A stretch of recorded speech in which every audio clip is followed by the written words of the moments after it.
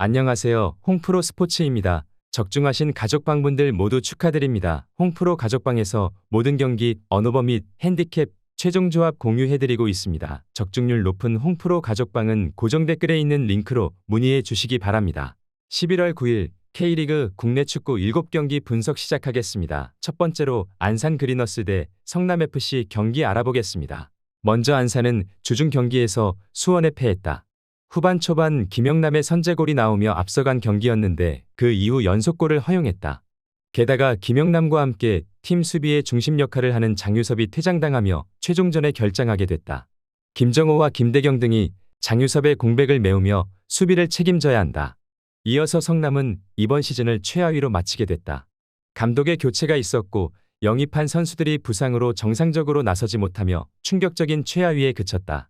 그래도 시즌 막판 선수들이 프로답게 최선을 다하며 무기력한 모습을 보여주지 않고 있다.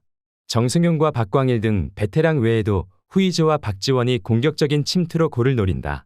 홈에서 최종전을 소화하는 안산도 물러서지 않고 경기에 임하겠지만 성남의 시즌 막판 경기력이 더 나은 게 사실이다. 특히 해결할 공격수가 없는 안산과 달리 성남은 후이즈와 박지원, 구본철 등이 언제든 상대의 수비를 공략해 경기 흐름의 균열을 일으킬 수 있다. 성남FC 승리를 추천합니다. 두 번째로 FC 안양 대 경남FC 경기 알아보겠습니다. 먼저 안양은 부천 원정에서 무승부를 기록하며 감격스러운 우승을 차지했다. 유병훈 감독의 지도 아래 시즌 전 승격 플레이오프를 노릴 만한 전력으로 평가됐는데 부산과 수원, 이랜드 등 엄청난 투자를 한 팀을 모두 제쳤다. 야고와 마테우스 등 외인 선수들이 잘해줬고 유정원과 한희권의 조커 역할도 인상적이었다. 이 경기 이후 팬들과의 우승 세레모니를 위해 홈 최종전에서 최선을 다할 것이다. 이어서 경남은 홈 최종전에서 이랜드에 완패했다. 아라블리와 펠리페, 폰세카 등 외인 공격 트리오가 모두 나선 경기였지만 상대의 수비를 넘지 못했고 김영진과 이찬욱 등 수비진은 역습 한 방에 무너졌다. 설기현 감독을 경질하며 새롭게 영입했던 박동혁 감독도 팀을 재건하지 못하며 떠났고 시즌 내내 하위권 순위에 머물렀다. 경남도 시즌 마지막 경기에서 최선을 다하겠지만 경기력이 급격히 올라가진 않을 것이고 상대가 우승 확정팀이다. 마테우스와 유정환, 야고가 공격에 나서 허술한 원정팀 수비를 두들길 안양이 승리할 것이다. FC 안양 승리를 추천합니다. 영상은 잘 보고 계신가요?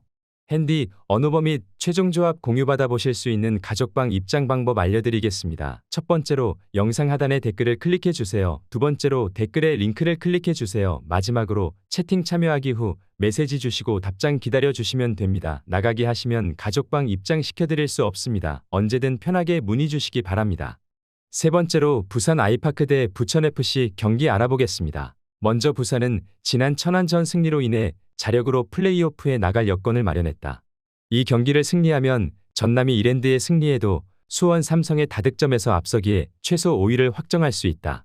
때문에 이미 플레이오프 진출이 좌절되며 동기부여가 사라진 부천 상대로 홈에서 초반부터 공격에 기여를 올릴 것이다. 라마스와 패신, 음나파의 쓰리톱이 상대 수비를 몰아칠 것이다. 이어서 부천은 6경기 연속 승리를 따내지 못하며 이번 시즌 승격의 꿈이 사라졌다.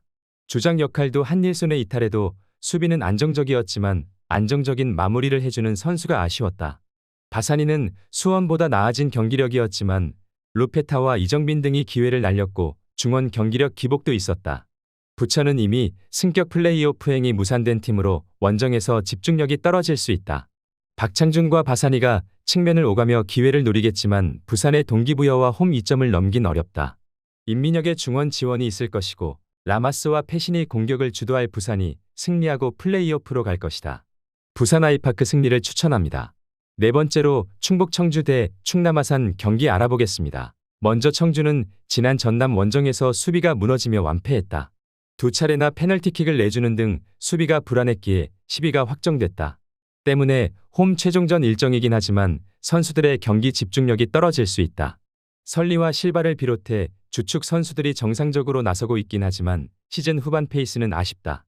이어서 아산은 수원 원정 패배로 인해 3위로 떨어졌다. 2위는 리그 플레이오프 없이 바로 승격 플레이오프로 가는 메리트가 있기에 동기부여가 확실하고 마지막 경기에서 승리하고 이랜드의 무승부 혹은 패배를 바라야 한다. 조닝유와 송승민을 중심으로 공격적인 운영을 하고 박세직과 황기욱 등이 공격적으로 라인을 올려야 한다. 청주는 굳이 수비에 신경을 쓰며 승점 추가를 노릴 이유가 없다. 설리가 수비를 도외시하고 공격적으로 경기에 임할 텐데 그로 인해 수비에 부담이 생길 것이다. 이양민과 송승민 등이 빠른 발로 상대 측면을 공략할 수 있고 주닝요가 해결할 아산이 승리할 것이다. 충남 아산 승리를 추천합니다. 영상은 잘 보고 계신가요? 핸디, 언어버 및 최종 조합 공유받아 보실 수 있는 가족방 입장 방법 알려드리겠습니다. 첫 번째로 영상 하단에 댓글을 클릭해 주세요. 두 번째로 댓글에 링크를 클릭해 주세요. 마지막으로 채팅 참여하기 후 메시지 주시고 답장 기다려 주시면 됩니다. 나가기 하시면 가족방 입장 시켜드릴 수 없습니다. 언제든 편하게 문의 주시기 바랍니다.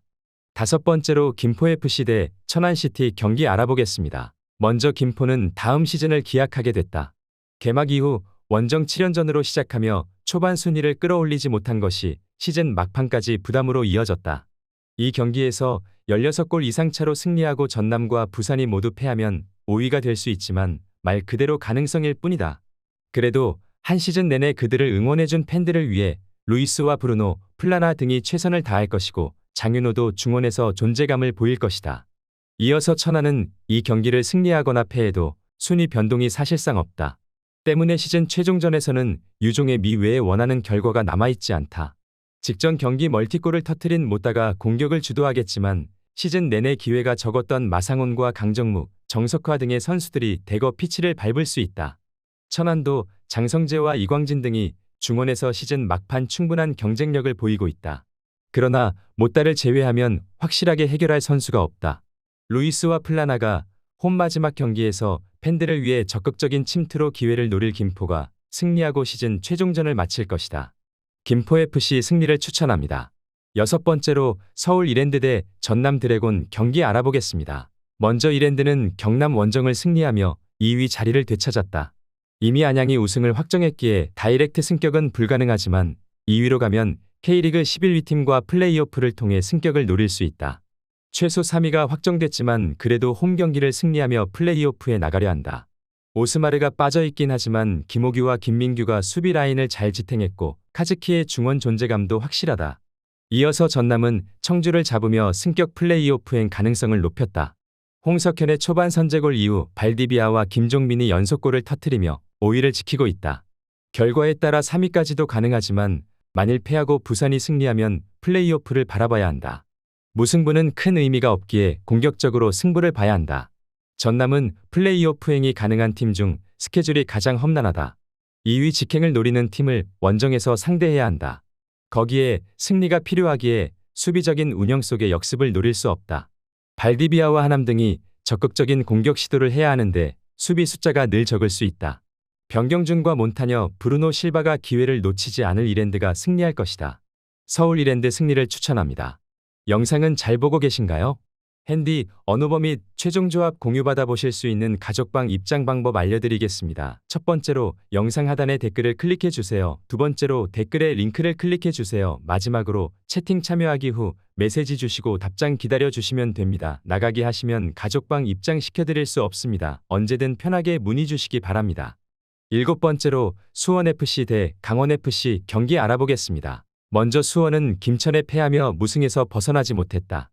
스플릿 라운드 들어와 승리가 없는 것은 물론 정규리그 막판 이후 부진하며 6위가 유력해졌다.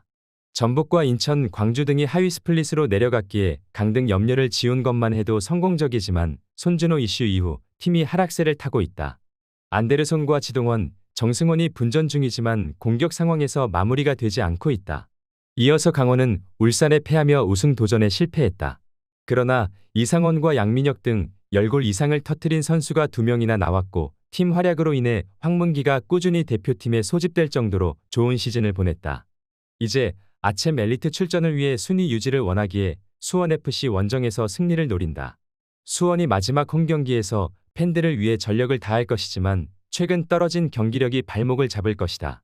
국대에 승선한 중앙 미드필더 이기혁이 김강국과 함께 중원의 우위를 가져가며 경기의 주도권을 잡을 것이고 양민혁과 이상원, 코바체비치가 기회를 골로 연결할 강원이 승리할 것이다.